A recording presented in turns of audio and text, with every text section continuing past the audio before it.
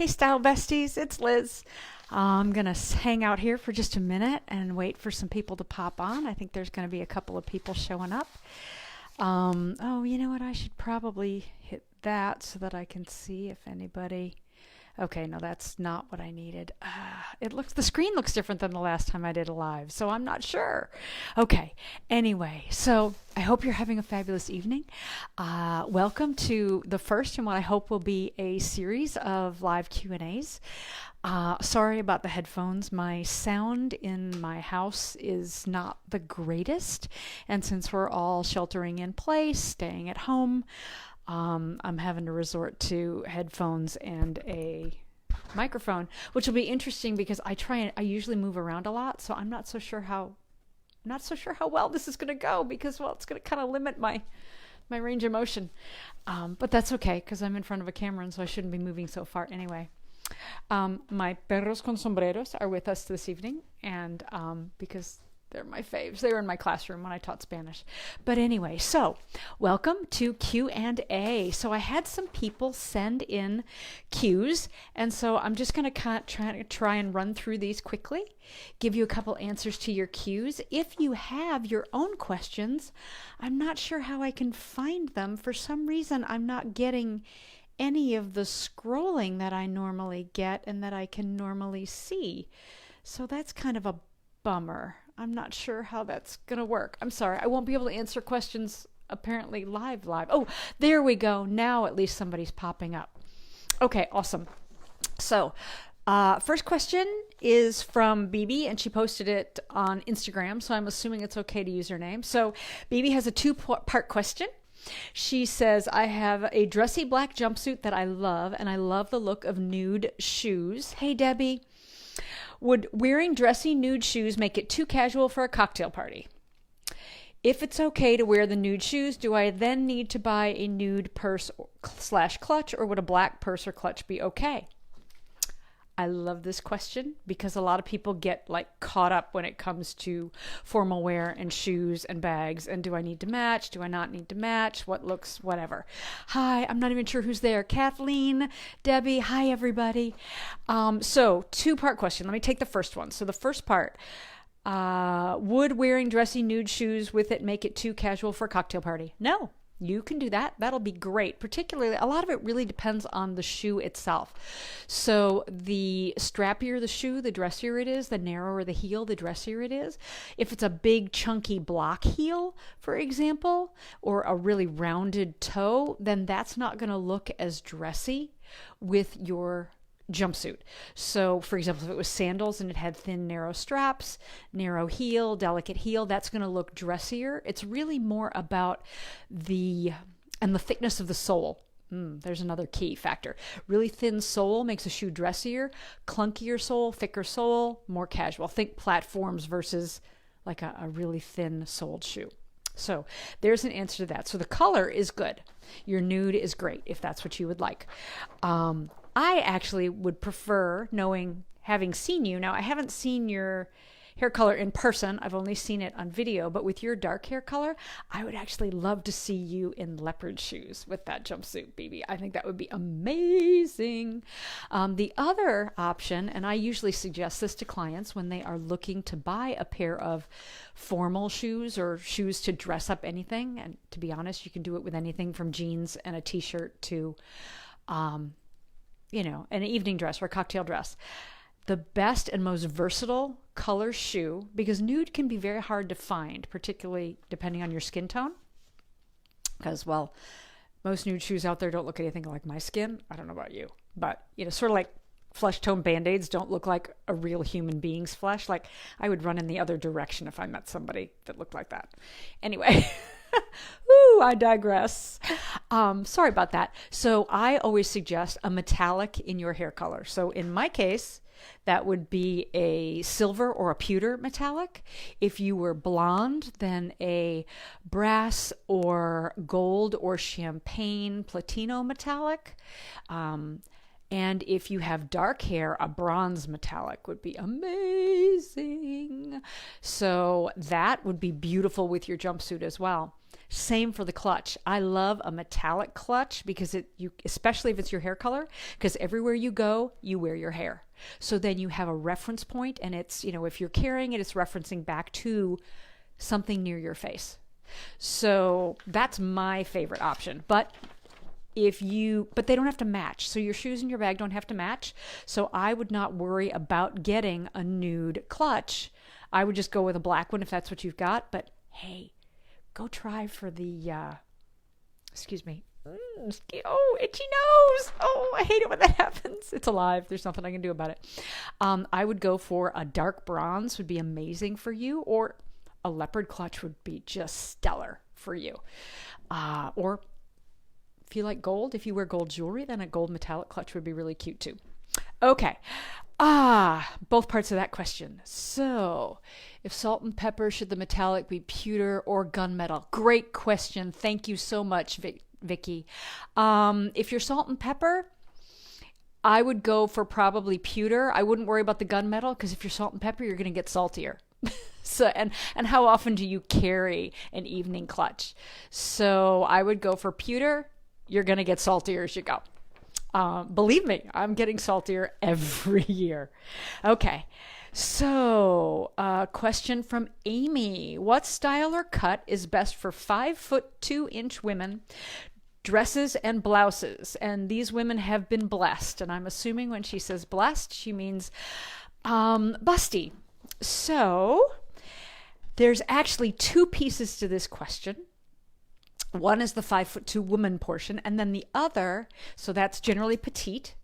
And so that's one set of kind of things to tackle, because petites have a series of sort of style tips and tricks. The second piece is the blessed piece, and that really depends on whether you want to draw attention to your blessings, because there are some women out there for whom that's really important, or if you would rather distract from those blessings because you'd rather people were paying attention to what's happening here rather than what's happening here. And I get that. I totally get that. So, style or cut, dresses and blouses. So, a V-neck, not too low, obviously, but a V-neck draws great attention right to our eye is naturally drawn to skin. So what it's going to do, it's going to draw your eye here. High necks, crew necks and turtlenecks actually are going to make you look even bustier. So you want to look for a scoop or a V-neck. That will depend. Oh, did I just post this, or does this post go live next week? All about like t-shirts and necklines. But you would ideally like a neckline that mirrors your jawline. So if you have a very pointy jaw, then a pointy neckline like a V. Don't necessarily want it too deep if you're busty.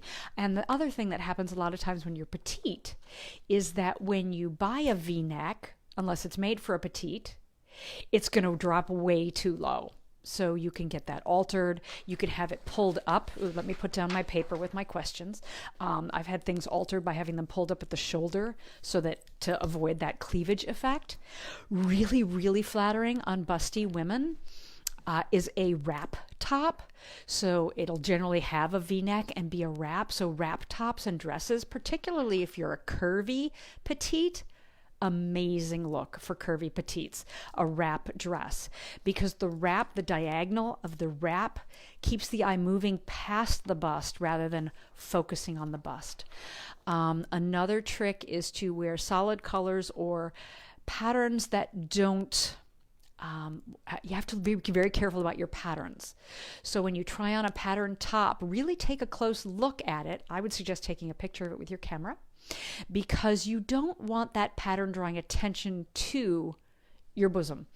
I've had it happen where I've put on a dress and it's really, really cute, but the flowers look like they're pasties. It's just not what you need. So a more kind of variegated pattern that isn't so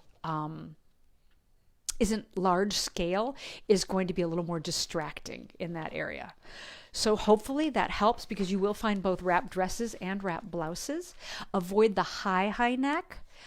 If you do end up with a lower neck than you want, rather than filling it in with a cami and a contrasting color, look for a cami in a more similar shade, because that will create a visual that doesn't draw attention to that lower empty spot. And the number one tip, which is what I should have started with, is make sure you're wearing a bra that fits you well and upholds the girls.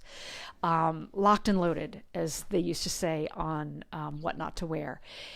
The number one tip for making you look younger, more slender, and more confident and comfortable is an amazing fitting bra, if you wear a bra, particularly if you are large busted. And most women out there, I think the statistics read that like 85 to 90% of women are wearing the wrong size bra. They tend to wear the band too large and the cup too small. So getting an amazing fitting bra makes a huge difference in your posture, in your carriage, and in how you look in your clothes. So there we go. So tips for those women. Thank you, BB. You're welcome for the questions. Okay. And so now I have another question. How do you keep lipstick from bleeding? Oh man, yes. So there's three different things here. One, I am not a makeup artist. I've been putting on makeup my whole life. But I'm not a makeup artist, so they would have the best tips for you. And I actually have one in my pocket, not with me today, that I do want to ask. But my 3 tips for preventing lipstick bleed. Number 1, wear foundation, and put that foundation on your lips, and that will give the lipstick a place to cling to. Number 2, a lip liner, and make sure it's the same color as your lipstick or as your lips themselves, because you don't want that televangelist face. It gets scary. Speaking of scary, yeah, the false lashes are a little scary tonight. It's all good. I'm practicing. COVID-19 has given me the opportunity to practice with my false eyelashes. I didn't even glue my eyelid open today. Bonus! Okay, so lipstick from bleeding. Number 1, foundation on the lips. 2, somebody else finds that funny. Point 2, a lip liner. And then 3 is the formulation of your lipstick. So for example, I really prefer lip balms, tinted lip balms, very, very sheer kind of, I don't want to say glossy lipsticks, but unfortunately I find that those tend to bleed and seep and run more. So I think about where I'm going to be. Day to day, I don't worry about it because I can keep reapplying and I can wipe it off and clean it up. That's fine. But if I'm going to an event, maybe if I'm speaking, for example, at a women's retreat or whatever, and I know I'm going to be on stage and going for a few hours, and I'm not going to have that opportunity to fix and fuss, then I will go for a long wearing lipstick formula. I don't wear them day to day. I don't like how they dry out my lips. I don't like how they feel, to be honest, but I will break them out for special occasions. Like if we got a photo shoot, et cetera, I will break out the long wearing lipstick for that one. There's a lot of different brands out there. I know a lot of people love one that's called Senescence, I think. My preference is for, there's a Maybelline one, I think. And if I find it, I'll post it in the notes below for you, because that way you'll have the information, but it's the brand I like. So there's some tips there. Okay. Another question about, with all the shops being closed, some are starting to open back up, but that totally depends on where you are. What tips would you give for online shopping? Let me try and narrow this to 3. Okay, first off, know your merchandise. Read the descriptions incredibly carefully. Read everything about it. Read about the fabric content. Read about the fit. Read reviews that other people have written. And you have to take reviews with a grain of salt. Reviews can be frustrating because out in the review world, we get 5s and we get 1s, right? There's not a lot of people who feel 3 about something who are going to respond. But read what the 5s say. Read what the 1s say. Try and buy from brands that you already know work for you. That would be, a great tip right there. and know the difference between garment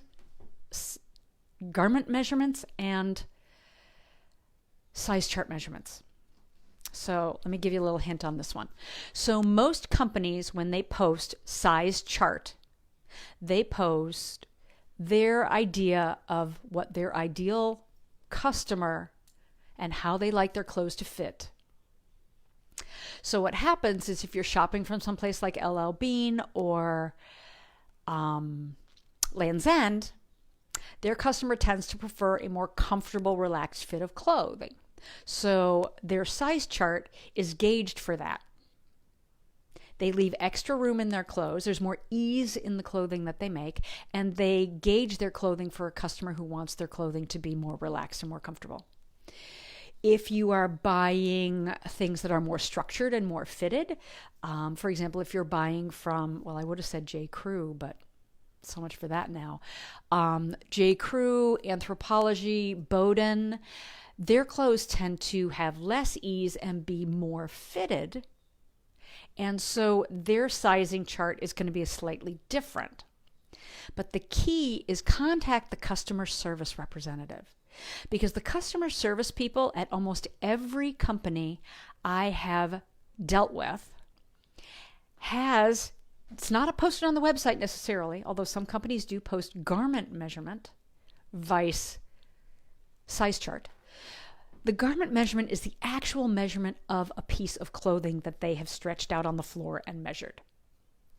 So I will ask customer service, I'll call customer service and say, hi, I'm looking at this dress. Do you have a garment measurement for the bust on this dress, or a garment measurement for the hips? And that garment measurement, so I compare that to something I already have that I know that fits me well. So say I'm looking for a new evening cocktail dress, and I'm looking at a sheath. And so I will pull a sheath dress that I already have out of my closet, or something that fits me well in a similar silhouette. I will measure that garment. So the bust is, say, 38, the waist and the hips are 40, right? And I know that fits me well, that 38 and that 40, there and there. So I will call the company and I will ask them, what are the garment measurements on that? And sometimes they'll even have them for a size 4, size 6, size 8, size 10, size 12. So if you call customer service and ask them for the garment measurement, that will sort out most of your fit problems right there. Oh, the lights in here are really bright. I need to work on the lighting too. Sorry about that. So hopefully that answers your question about online shopping. Read the descriptions thoroughly, check their return policies, but really check those size charts and ask the customer service about garment measurements. That's a big one. And definitely look at the fiber content as well when you're shopping, because that will tell you a lot about how that fabric is going to feel. Particularly for people who are highly kinesthetic, they can really struggle with online shopping because they're the ones who, when they walk into a store, rub their hand along the rack of clothes. They're going, oh yeah, ooh, yeah, I like how that feels. Ooh, no, I don't like how that feels. So if you're highly kinesthetic, look at things you already own, look at the fabric content and the percentages, and use that to inform your purchases. Hopefully that'll help. Let's see. I'm going to skip down one and then jump back. Okay. Linda asks, can you give a suggestion on how to style prints? Okay. So there's two kind of questions wrapped up in this, and I don't know if you're asking me. If you're on here, Linda, let me know. Hi, Barbara. I don't know if you're asking me about pattern mixing or about styling when you're wearing a printed item. So I guess I'll answer the first one. And if somebody pops up on here about pattern mixing, then that'll be another one completely. So, and I don't even know what time it is. Ha ha. Well, and eventually my phone is going to die. So I'm hoping that we can get through all these. Okay. So, styling prints. Okay. So if you are some people are print lovers, some people are print haters. Some people want to dabble in prints and feel uncomfortable and nervous, like they're going to make a mistake.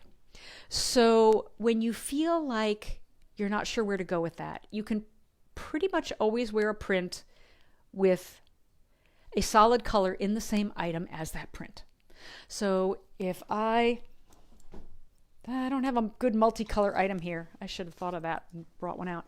So this dress, for example, you can see it has, you can barely tell it's patterned. I would probably wear it more as a solid, but it has a lot of different colors in here. So I could wear, you know, I would break a cardigan out in any one of those colors to wear with my dress.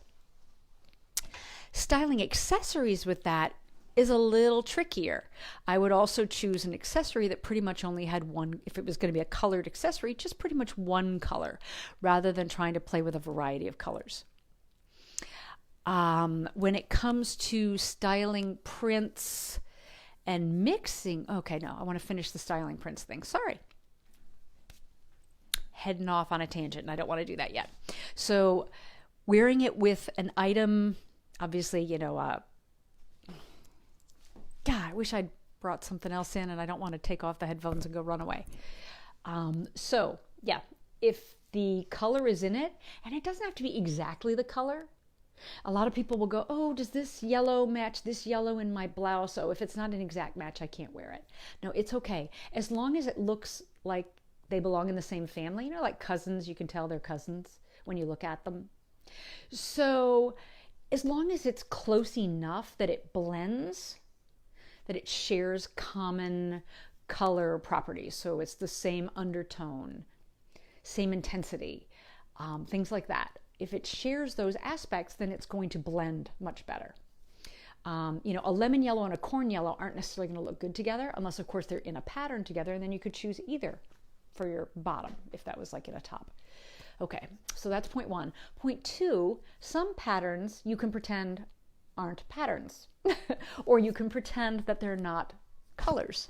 So for example, a pattern in neutrals, for example, a navy and white striped top, just treat it as a navy top. A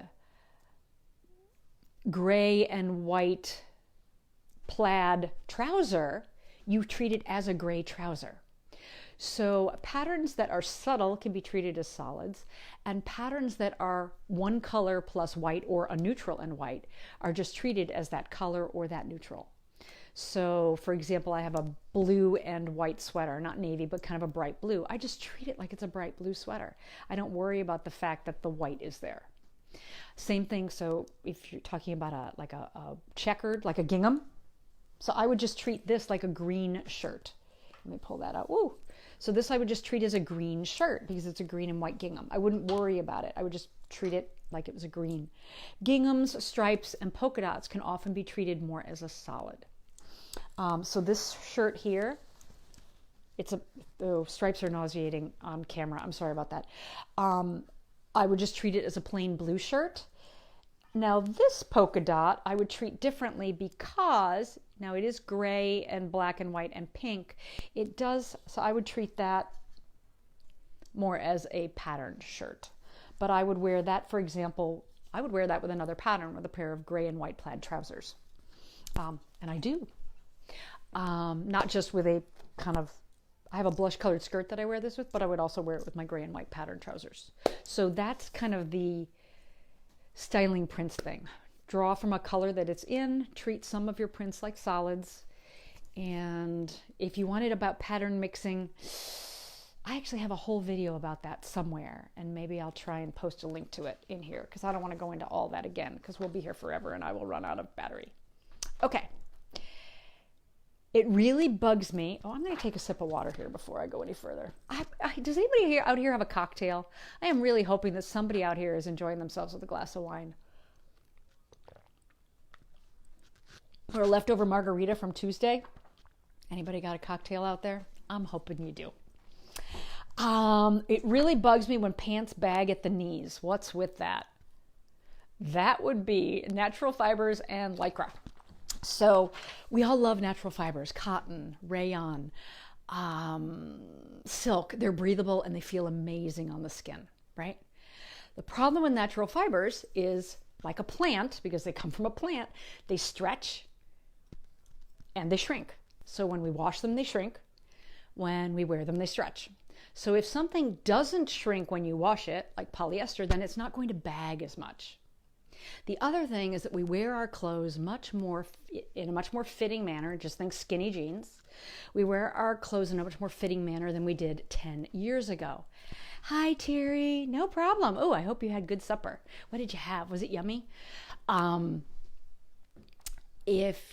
clothes tend to bag more now for two different reasons. One, we wear them more snugly, so they're touching our body at more points where they're going to get a bend. So at the hips, in the booty, at the knees. When you're wearing a baggier pair of trousers, for example, that don't have any Lycra in them, then they're not really going to, even if they're cotton, they're not going to create as much stretch. That's one of the reasons that military uniforms aren't made with stretch, because if you're wearing your BDUs out in the field for days on end, if they kept stretching on you with Lycra in them, everybody'd be running around with their pants would all fall down. So, and we need to avoid that. Oh, good. Yummy. So we don't need anybody's pants falling down. So, two factors there. Lots of Lycra will make them stretch even more. I personally don't love, some people love it in their clothing. I'm not too keen on it. So natural fibers will stretch more than synthetic fibers, and the amount of stretch in it. And then item 3, if it's a woven fabric versus a knit fabric. So wovens stretch less than knits. Knits stretch more, wovens stretch less. Tightly woven fabrics like denim twill will stretch less than more loosely woven denims. So if you turn the fabric over, let me grab my jeans here. So these are my trusty old Levi's 501s. I'm so glad they're here. When you turn your denim over, that is a twill weave. I'm not sure if you can actually see that. It has there's like diagonal lines in it. That will stretch less than a regular weave of fabric that is just hashed up and down and across. So a lot of modern denims aren't twill woven because it's more expensive, because it uses more yarn and they want to make them more cheaply. So a twill woven denim will stretch less than because it's tighter weave, it will stretch less than your, I don't know what the other kind of weave is called. I'm sorry. Oh, I should know, and I do know, but it's not coming to mind at the moment. So, okay, there's that question. So hopefully that answered your question, Isla, about pants bagging at the knees. So you can either, look buy synthetic if that makes you happy. They will stretch less. Finding the right amount of Lycra is key. And it's interesting because a little bit of Lycra will make it stretch but not bounce back. A ton of Lycra will make it stretch and bounce back better. But then again, you don't necessarily want to feel like you're wearing Spanx all day long, which is what happens when you get a lot of Lycra in there. Okay. Okay, last question, unless somebody else has a question that they're about to pop up here. And let me hang my pants back up. So the last question is, what is a column of color?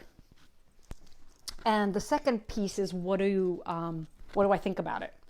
So a column of color, it's one of my favorite style tools for all kinds of things. It's one of my favorite things for when you're petite, because it makes you look taller and more slender. It's one of my favorite things for when you're feeling a little fluffy. It's one of my favorite things for just creating a more elegant and streamlined look. So a column of color is when you wear the same color from, I don't want to say head to toe, but that's the expression we use, right? So from like shoulders to feet or shoulders to knees. A dress, for example, is an instant column of color from your shoulder to the hemline. Now, if it's a mini, that's not going to give you as much length, right? So for example, if I was wearing I don't like to use black as an example, because everybody goes, oh, well, then I have to wear black. And you don't. That's the amazing thing. You can replace your black with any other color if you use a column of color. Because I could go off on the black is not as slimming as everybody thinks tangent, but I won't do that. Yeah, Terry, you're definitely in that petite group. So a column of color makes us look taller and leaner because our eye doesn't stop from top to bottom. So if you think about, you've probably seen the optical illusion things with, like 2 lines here and then another one that looks like a letter H. And the lines are the same length on both diagrams, but the H looks shorter because there's a horizontal line drawn in the middle. Our eye loves horizontal lines. It's based on our mammalian biology, which is really cool because we as mammals need the horizon. We look for the horizon for balance. We notice horizontal lines before we notice vertical lines. So we see tops of doors, we see windowsills, we see the horizon because it helps us find our balance. So when we remove horizontal lines from our look when we're dressing, we make ourselves look longer and leaner because the eye isn't stopping at all those horizontals. So for example, if I wear a navy blue shirt tucked into a pair of white jeans and a pair of black shoes, then I'm creating a horizontal line where my neckline is. I'm creating a horizontal line where my hem of my shirt is. So here's a horizontal right here. I'm creating another horizontal line where the hem of my trouser is, and another horizontal line where my black shoes are. So I'm creating all these places where the eye is stopping, and it's making me shorter and shorter and shorter and shorter. But if I choose to wear, for example, a blue dress that starts at my shoulder and ends at my knee, I'm getting all that length. And if I wear then a nude shoe with that in the summer, I'm getting another good long piece of length. If I'm wearing it in the winter, if I wear that same navy dress with navy tights and dark shoes, I'm going to get a long line all the way from my shoulders to the ends of my toes. That's going to make me look even taller and more lean. So I personally love a column of color. I have a client who I don't want her to wear it at all because she's well over 6 foot. So, and she wants to look less tall because that can be perceived as intimidating. So it really depends on what effect you want. So the other reason I really love a column of color is it doesn't have to be black. It doesn't have to be navy. It doesn't have to be camel. That column of color effect works if you're wearing red from head to toe or pink from head to toe. It creates that long visual effect. The other thing that it really does is it makes it much easier to accessorize. It gives you a lot more options for playing with things like shoes and jewelry. And I'm an accessories queen, so I really love to be able to play with that. I find it's a great way to get more out of your wardrobe. So I really do enjoy wearing a column of color.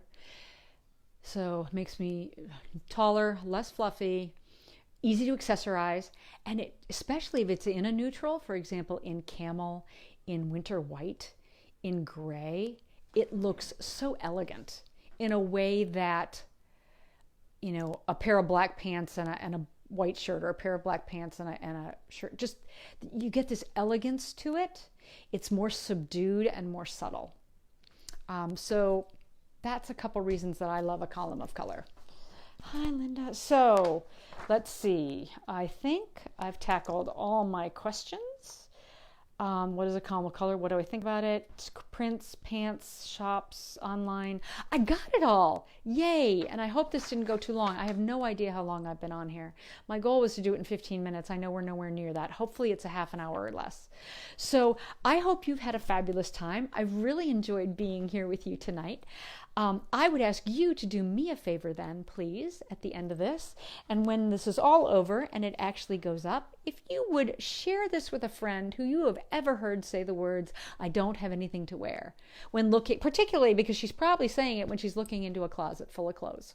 So if you could share this with somebody that you've ever heard complain about what to wear, that would be awesome. That would be a fabulous thing if you could do that for me tonight. So I hope that you stay safe and sound, that you are staying sane and stylish. I hope you have a wonderful evening. You can find me over on my website, closetplay.biz.